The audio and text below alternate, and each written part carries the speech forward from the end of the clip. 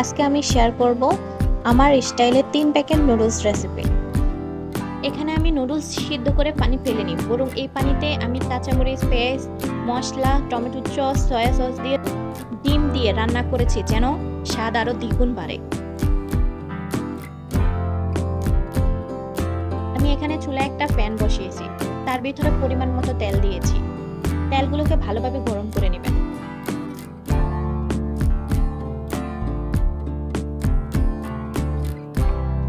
তারপর 2টা ডিম ভেঙে দিয়েছি।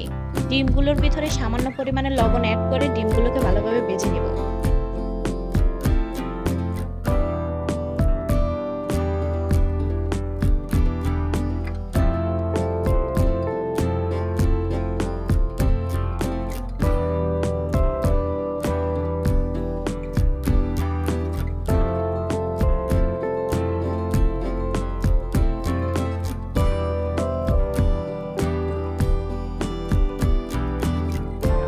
উঠিয়ে নেওয়ার পরে ওই তেলে আমি পেঁয়াজ, কাঁচামরিচ কুচি করে দিয়ে দিব। এবার পেঁয়াজ, কাঁচামরিচগুলোকে আমি 1-2 মিনিট ভাজবো।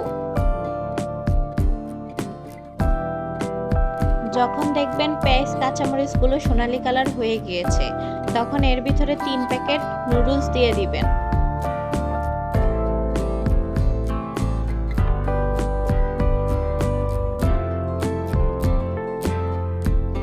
এবার নুডলসের ভিতরে পরিমাণ মতো পানি দিয়ে দিবেন। পানিটা যেন বেশিও না হয়, কমও না হয়।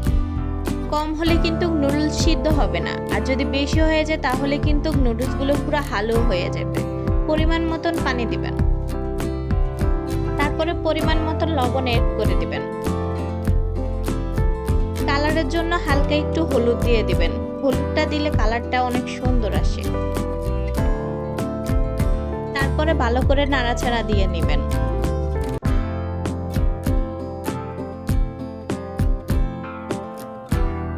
এরপরে 3-4 মিনিট নুডলসগুলোকে ভালোভাবে সিদ্ধ করে নেবেন।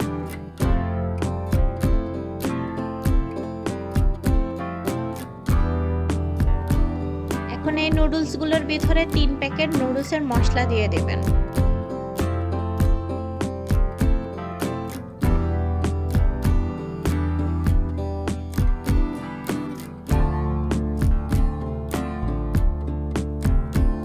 তারপরে ভালো করে মিক্স করে নেবেন। মিক্স যেন ভালোভাবে হয়।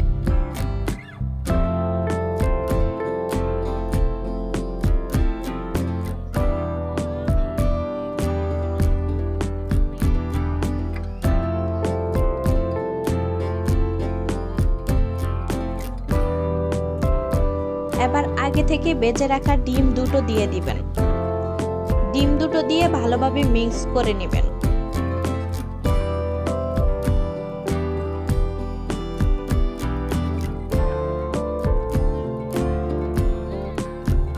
এরপরে যদি আপনাদের ঘরে থাকে সয়া সস, তাহলে 2 টেবিল চামচ সয়া সস দিয়ে দিবেন।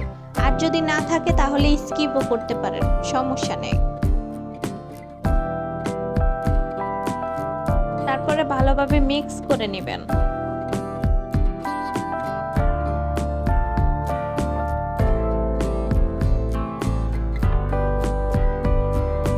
এরপরে আপনাদের পছন্দ মতন টমেটো সস দিয়ে দিবেন। আমার টমেটো সস অনেক পছন্দ, তাই আমি একটু বেশি ইউজ করেছি।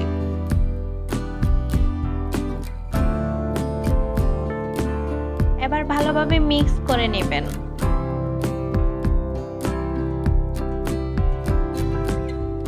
এরপর চুলায় আরেকটু ভালোভাবে ভেজে নেবেন। ভালোভাবে ভাজা শেষ হলেই তৈরি হয়ে গেল আমাদের 5 মিনিটে ঝটপট নুডলস। নুডলসগুলো কিন্তু খেতে অনেক মজা হয়েছে। আপনারাও চাইলে বাসায় ট্রাই করতে পারেন।